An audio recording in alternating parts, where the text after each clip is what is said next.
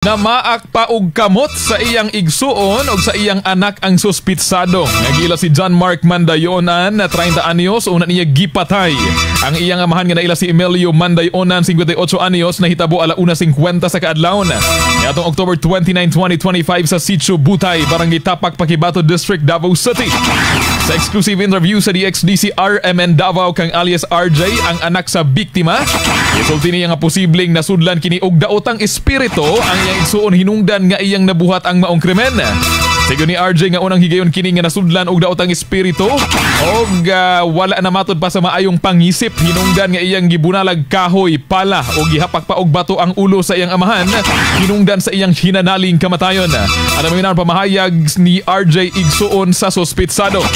Ever since namatay ako ang mama 2016 is lain na jud ang buot sa akong kuya sa ako ang papa. So siguro nagtanom siya og dumot sa akong papa at the end mo tiyang nabuhat.